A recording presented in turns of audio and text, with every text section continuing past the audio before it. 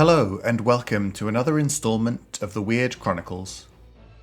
Each episode, we bring you tales of action and adventure from Malifaux and the other side. Today's story features Dr. McMourning and his trusty manservant, Sebastian. McMourning is well known among Malifaux's criminal element for providing a wide range of illicit undead services, from muscle-bound flesh constructs to zombie dancing girls. But as today's story shows, Sebastian occasionally gets a little mixed up. I hope you enjoy Not Quite What the Doctor Ordered.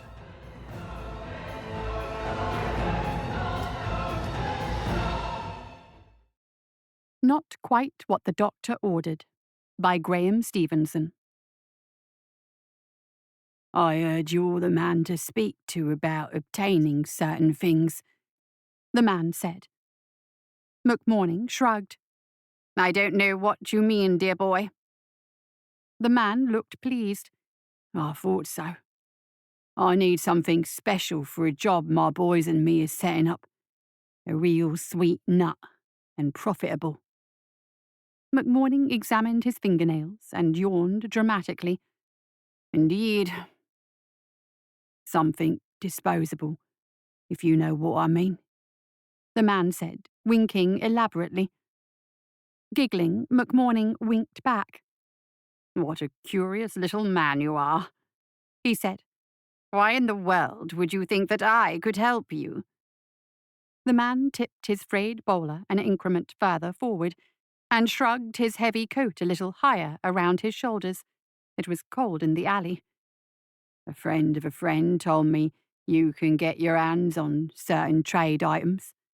This friend also told me you can make special orders for a price. Did he? McMourning asked, his face a perfectly non-committal mask. He did, the man affirmed. For a price.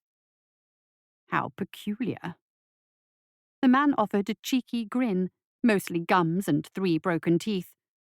I'll tell you, shall I? And you can decide whether it's worth your time. If you like, McMourning said. We're doing a job across town. A jeweller's by the name of Black and Trump. The chap who owns it owes another chap quite a lot of money, and that chap's friend happens to be a friend of mine. We've taken it upon ourselves to help out, so to speak. How interesting. Only thing is, there's a night watchman, see? And he's armed. My boys and me don't fancy tangling with that, which is where you comes in. We need something to take care of him while we does the blag. No killing, of course. We can do without that kind of eat from the guild. But something that won't have no fear of a gun and can keep the watchman occupied until we're finished. Understand? The doctor simply smiled. We'll need it for the 31st. That's the night of the blag. Streets'll be emptier than a Lush's sherry glass by nightfall. No one goes out on All Hallows Eve if they can help it. You leave it for us in the alley behind St. Pancras Place by sundown, and we'll make sure you're cut in for an healthy slice. Know what I mean? I'm sorry, my boy, McMourning said. I really have no idea what you're talking about.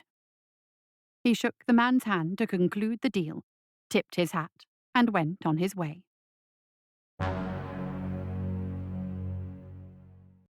So you see, Doc, I need help. McMourning perched on a bar stool with a grimy shot glass of green liquid held between 2 long fingers. Doctor, he corrected. The man across from him was as close as someone could get to resembling a weasel without actually being one. His clothing had been fine quality once, 20 years and many cigars ago. I just can't seem to keep a hold on them, you see. The man was lamenting. Either they get too mouthy, or they want a pay rise, or they get into a ruckus with the missus of one of my regulars. I run a nice classy place, you see. For gentlemen and ladies, all the highest quality.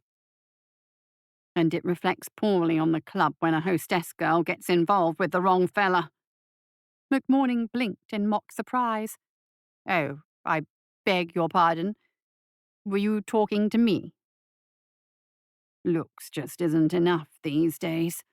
The weasel continued, unfazed. I need something new for the club, something exotic, something that no other club's got. Something that doesn't get lippy when you tell it to get on stage and dance, doesn't expect to be paid, and most of all won't run off with one of the regulars and get me into hot water with my best-paying customers. Are you with me, Doc? Doctor, McMourning corrected. I heard that you're a good man to see about this sort of thing, that you can get me something original. Never had anything original at the club before. Can you do me something original, Doc? Doctor, McMourning said, and knocked back his glass of absinthe. You know, a touch macabre, the weasel was saying, holding his hands out as he visualized the spectacle in the middle distance. Something seasonal. All Hallows Eve is just around the corner, and I can't think of a better time to launch a new attraction. It'll bring the punters in from miles around, put the Silver Shoe back on the map. McMourning placed his glass on the bar and watched the weasel from under heavy lids. The weasel jumped as if the realization had just hit him. And of course you'd see a piece of the profit. McMourning was motionless. A big piece, the weasel elaborated. Satisfied, the guild mortician stretched, cricked his neck, and stood, prompting the weasel to hop to his feet in sympathy.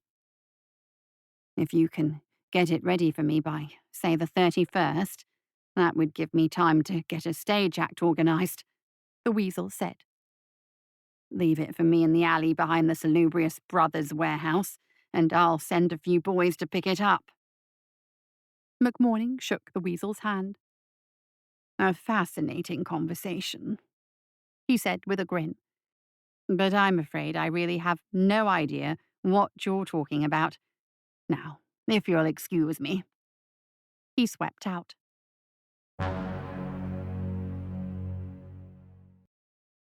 Right, Sebastian. They're ready. The doctor put down the needle and thread and surveyed his work. On his left was a slender, one corpse of a woman with excellent high cheekbones, hair like spun gold, and long dancer's legs. He'd been careful to make the stitches extra small at the joints, so that with the right attire and flattering light, she would be virtually indistinguishable from a real, living, breathing hostess. He'd struck a careful balance between being visually very appealing and enough of a suggestion of cruelty in the face to stop drunks mistaking her for a shoulder to cry on. On his right was a meat titan, hands like clumps of bananas and legs as thick as pier pilings. His creation would strike terror into the heart of any night watchman. He'd been careful to cut any true aggression out of this one's brain. It looked the part, but was actually relatively meek as constructions of this size went. It would have no qualms about grappling and holding, but would be very unlikely to squeeze too hard, even by accident. Both of his creations had been challenges, but McMourning was no amateur. Besides, it was more than the money. He had a reputation to upkeep. Sebastian began to cram the two new specimens into their respective canvas body bags. You remember where they're to go?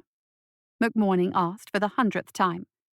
Sebastian nodded, pushing the last few strands of golden hair into the brown bag and stitching it closed. This one is to be left behind the Salubrious Brothers warehouse, and make sure you cover it with something.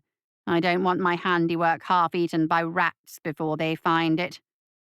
Sebastian began cramming the second specimen into a larger black sack, struggling mightily to get it all in.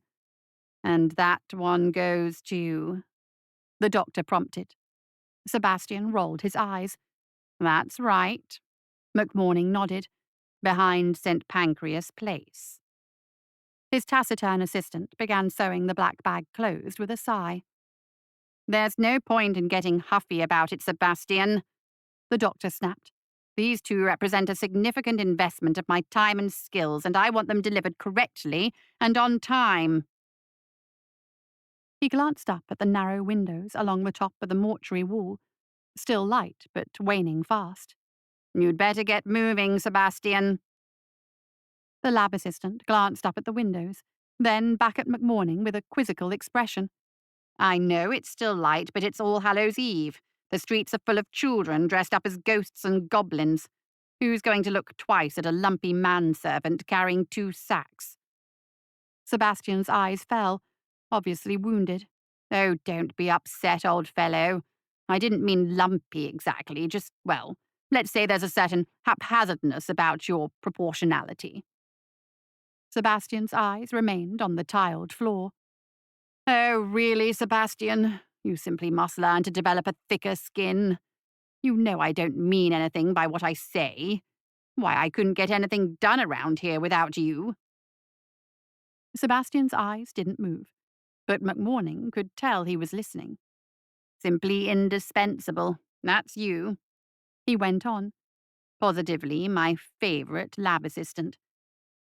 Sebastian looked up with hope and caution. "There he is." McMourning grinned. "I knew I could count on you to get the job done. Good old, indispensable, faithful, dependable, handsome Sebastian. That's what I always say." The lab assistant grinned, his lopsided and scarred face screwing into an unsightly mask. "Splendid fellow," McMourning said, while ushering his squat associate to pick up the bodies. "Now come along, come along. There's not a moment to lose." Sebastian lifted the brown bag over one shoulder easily, but grunted and puffed and strained before getting the huge black sack over the other. His stocky legs quivered for a moment, until he righted himself. "All set? Good." McMourning nodded towards the door. "Off you go, then."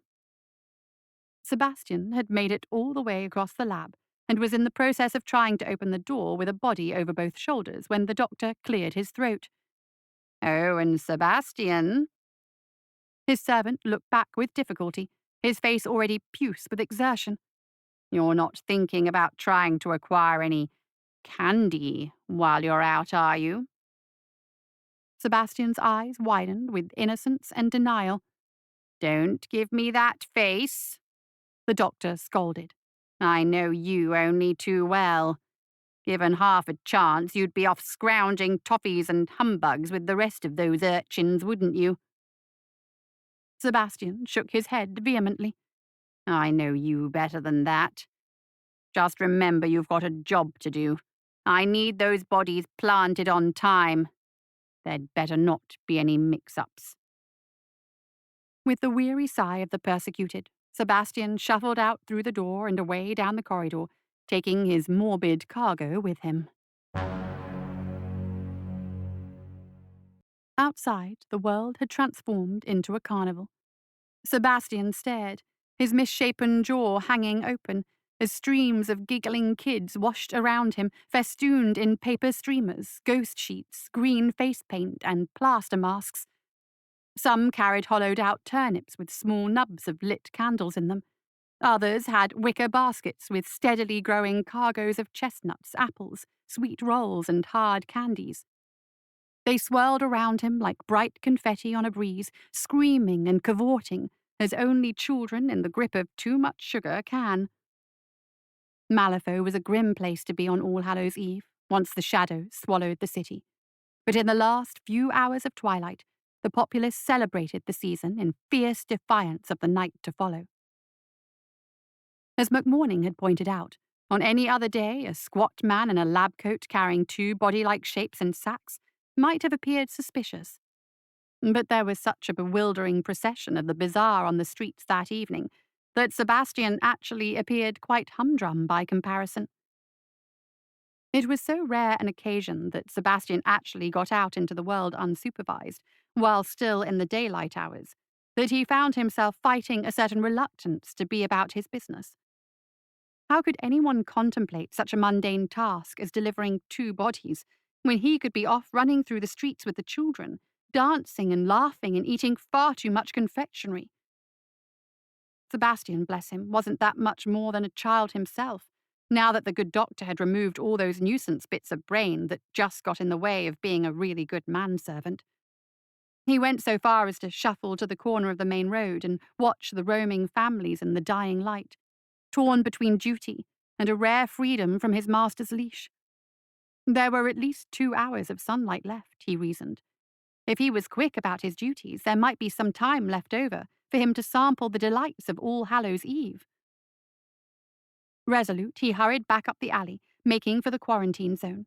He could save himself 20 minutes by cutting through that dangerous ruin to get around behind St. Pancras Place.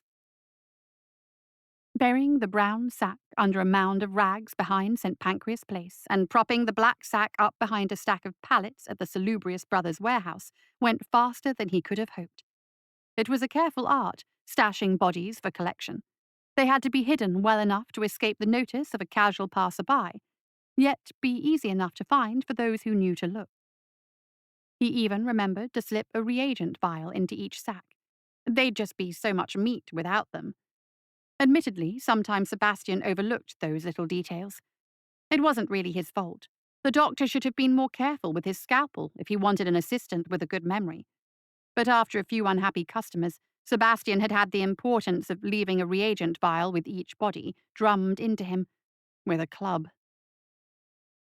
His lopsided grin returned as he straightened up the pallets and took one last look around for unwanted attention.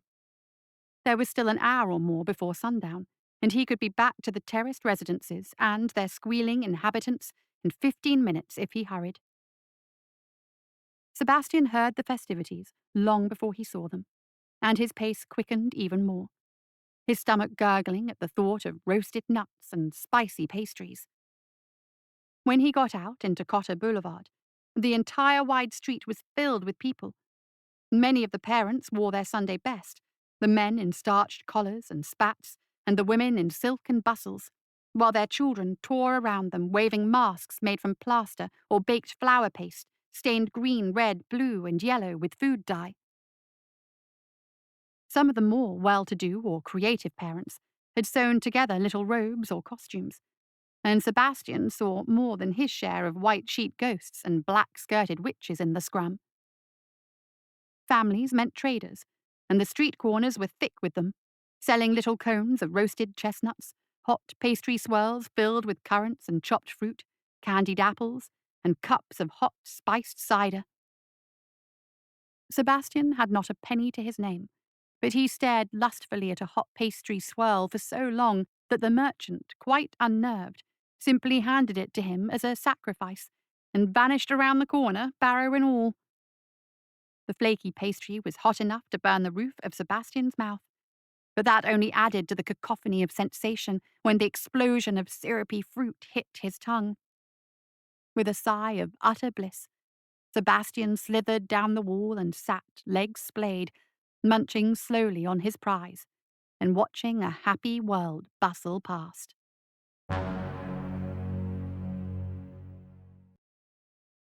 Night arrived, and the alley would have been pitch black but for the single bullseye lantern, shielded further by a calloused hand. "It'll be here someplace," a voice said. "Check over by them crates," said a second. The darkness rattled for a while. Then the figure moved further down the alley. "Here," the first voice said. "Shine the light over here." A mound of fabric cast-offs appeared through the black, and both silhouettes crouched over it. "Dig in," the first voice continued. "That's the way. Here's something. Drag it out." With a grunt, the second figure hauled out a brown canvas sack. "It's a bit small, isn't it?" two said after a bit. "Easy," chided one. "Bet it's a proper horror." Both men chuckled. "Yeah," agreed two.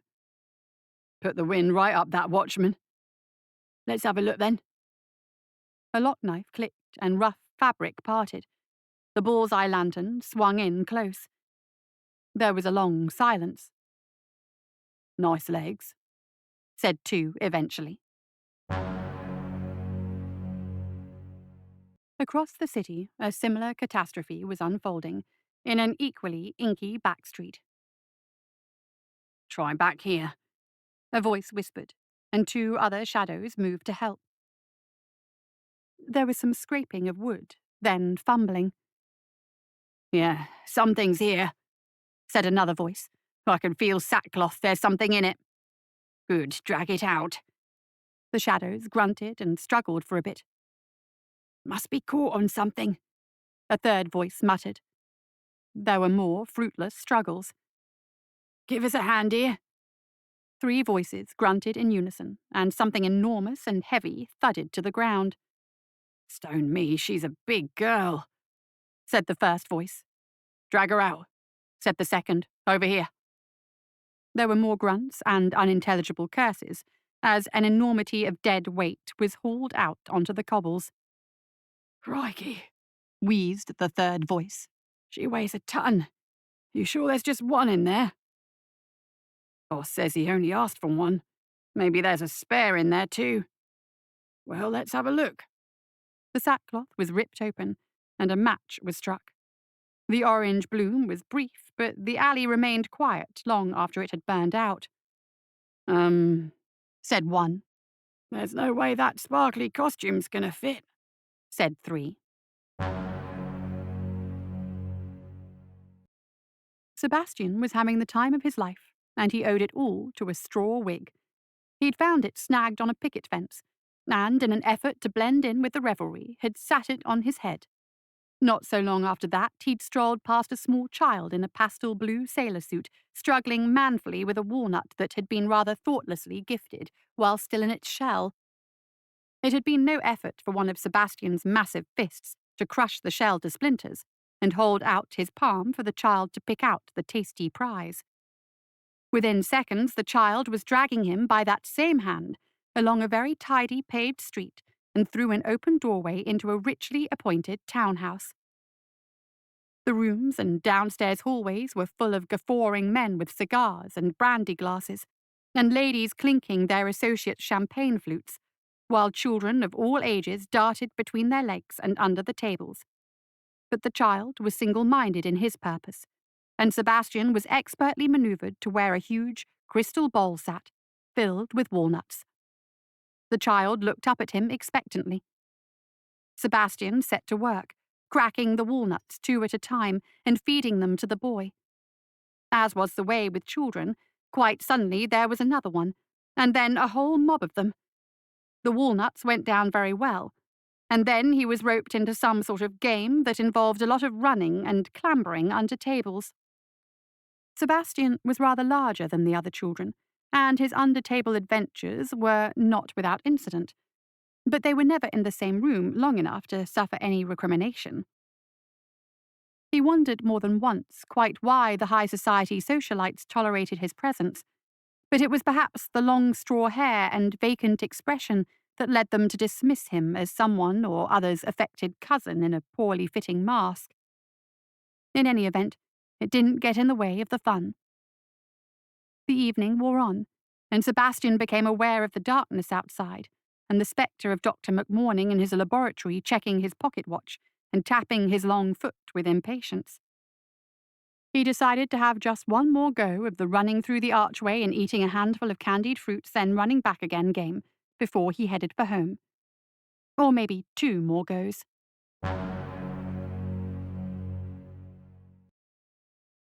It was almost dawn. Sebastian crept as quietly as he could manage along the corridor, which isn't especially quiet when one is morbidly obese and partially lobotomized. The door to the doctor's laboratory was closed, and the shutter behind the glass window was down. That wasn't necessarily a good sign, but it meant there was at least a chance that McMourning had gone home hours earlier and was unaware that his assistant had been out all night. Gingerly cradling the door handle between thumb and forefinger, Sebastian inched the lock open and pushed. McMourning shot upright from where he'd nodded off face down on the dissection gurney, his normally erratic hair positively rabid from a sleepless night. "And where have you been?"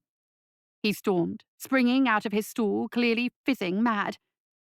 Sebastian froze in terror halfway through the door, one thick leg raised in mid-creep. "Well?" McMourning probed, fixing his sheepish assistant with a piercing glare. The game up, Sebastian came all the way into the laboratory and closed the door softly behind him. "I've never known such ingratitude," the doctor was storming. "I offer you employment, a roof over your head, not to mention never charging you a single scrip for all those surgical enhancements I've bestowed upon you over the years. And this is how you repay me?" Sebastian chewed his lip and looked at the tiled floor, shoving his hands in his pockets. His fingers touched the miniature tin trumpet, a farewell gift from the sailor suit boy, and his guilty expression softened. McMourning stomped up and down the laboratory, ranting about respect for one's employer, and something about the perfect open fruit flan. But Sebastian's thoughts wandered of their own accord back to the previous evening, and the anarchic few hours of joy he'd experienced as part of a tribe. The children had been without rancor, without judgment, and for the first time in his memory, which was admittedly patchy, Sebastian had been treated as an equal. "Positively spicy," McMourning finished with a long finger flourished in the air. He scowled at Sebastian's dreamy expression. "Sebastian, have you heard a word I said?" The lab assistant nodded so thoroughly that the doctor's suspicions reached new heights. He scrutinized his subordinate properly for the first time since he had sneaked in. "Sebastian, you have a straw wig on your head with a feather in it," he said. "And what is that on your face?" Sebastian felt the sticky residue of plum preserve on his cheeks, 2 streaks down either side. The girl called Magda had done that. They'd made a fort in one of the guest rooms from an upturned chaise and a velvet curtain that some of the boys had protected with breadstick rifles, while Magda, Sebastian, and a few of the others had encircled them, whooping like a pack of marauding Indian braves. He remembered Magda telling him in an authoritative manner that all Indian braves wore their war paint this way. "Is that jam? What have you been eating, Sebastian?" The lab assistant shrugged helplessly. Even if he could have explained his evening, the doctor would never have understood. "Well, I take it at least that you managed to complete the task I set you?" McMourning inquired. Sebastian nodded. "Both of them, yes?" Sebastian nodded. "Well, good, at least that's done," McMourning said, his evil mood beginning to evaporate. "Can't imagine what sort of a mess we'd have had if you dropped the wrong sacks off in the wrong alleys, eh?" The doctor chortled. Sebastian grinned. "I mean, just imagine if you dropped the black sack off at the Salubrious Brothers' warehouse, eh? Imagine their faces." Sebastian's grin fell off and smashed on the tiled floor. The doctor wiped at his eyes, clearly tickled at the thought. "I say, couldn't you just see their faces if they opened the wrong—" Sebastian swallowed, suddenly feeling a creeping nausea pushing up past all the half-digested walnuts and pastries. "Wait," McMourning said, his stormy frown returning. You did drop off the correct bags in the correct alleys, didn't you?" It hadn't been his fault, not really. He'd been so desperate to get back to the street and enjoy the merriment. Besides, he was always getting mixed up. Not that the doctor would see it that way. "Sebastian," hissed the mortician. "You vanished without a trace for the entire evening with no explanation, and now this?" Cringing, Sebastian hung his head like a scalded dog. "I'm a laughingstock," the doctor said, clapping a hand to his brow. "My reputation in tatters. And as for the annual Resurrectionist Ball, well, I can certainly forget the guest of honor invite. I had that one in the bag.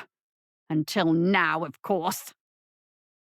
There was a surreptitious knock at the door of McMourning's laboratory. The doctor snatched up a bone saw, waving it overhead. "I'm sorry, Sebastian, but drastic action is required. As I said before, I need a dependable assistant, and your lack of focus has caused one calamity too many."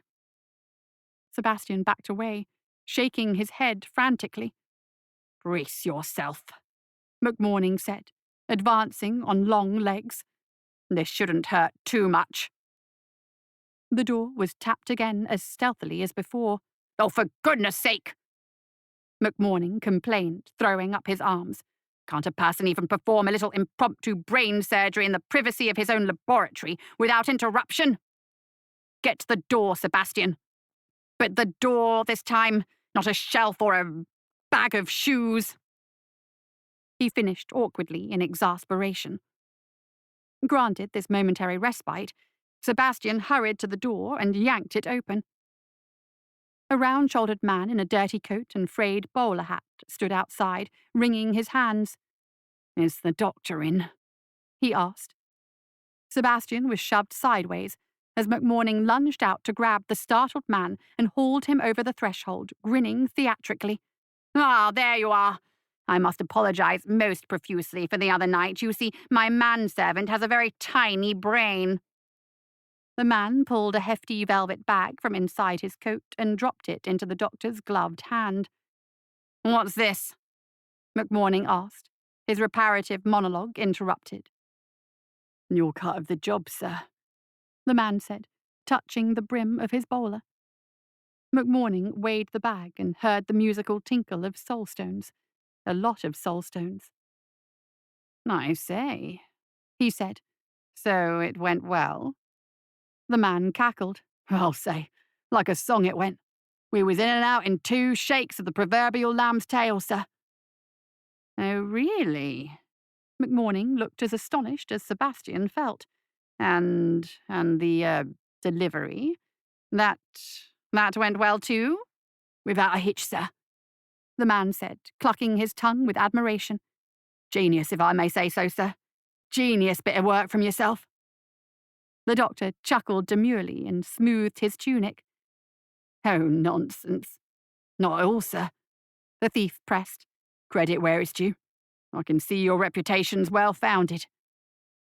Here's me and the boys thinking you're going to deliver as some big hulk of a creature, a veritable Goliath, with which to scare the daylights out of the watchmen.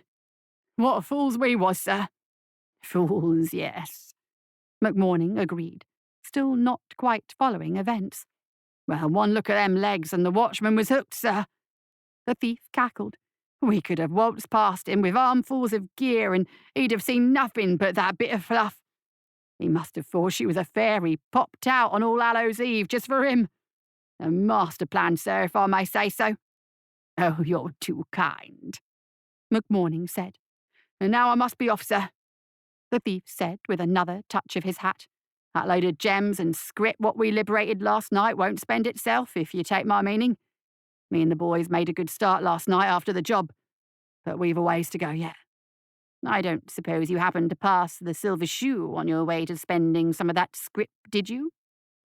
the doctor asked carefully. "As a matter of fact, we did, sir." The thief nodded, hooking his thumbs into his lapels in the manner of someone about to recant a jolly yarn. "And you know, sir, we saw the funniest thing." "I'll bet you did," muttered McMourning, glaring daggers at Sebastian. "They brought on this dancing girl, with the biggest jaw I've ever seen. 7 feet if she was an inch, sir, and that's no word of a lie. Clumping about on the stage she went. Couldn't dance a step, bless her, but that didn't stop her from trying. Let me tell you, all dolled up in this little sparkly number, what's more." "Oh, God," McMourning groaned, covering his face. "What a disaster." "Perhaps, sir, but they couldn't get enough of it in the stalls. They was rolling in the aisles, sir, encore after encore they brought her out for. When she fell through the stage, I thought I was going to crack a rib, I was laughing so hard." So she was a success?" "I'll say, sir." The thief nodded, snickering to himself. "They announced she'd be appearing every night this week. Titania, they call her. As a matter of fact, the lads and me is going back to watch the show again this evening. You're welcome to join us if you like, sir. A celebratory drink's the least you deserve." "Oh, I can't. I'm washing my hair," McMourning said vacantly, his mind on the incredible stroke of good fortune that had befallen them. Behind him, Sebastian wiped at his sweating brow in relief. "Well, sir, I'll be off," the thief said, tipping his hat for the final time. "Thanks again." McMourning closed the door behind the departing visitor and wheeled on his nervous manservant, fixing him with a shrewd, penetrating gaze until Sebastian squirmed. "You," he said, advancing towards his manservant with his arms raised. You. Sebastian braced himself at the end, screwing his eyes shut. "You genius!" McMourning cried, gripping Sebastian's big skull with both hands and kissing him on the forehead. Sebastian blew a note of relief on his miniature trumpet.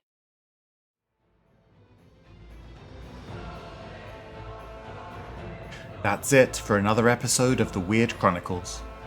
Join us next time for more tales of action and adventure.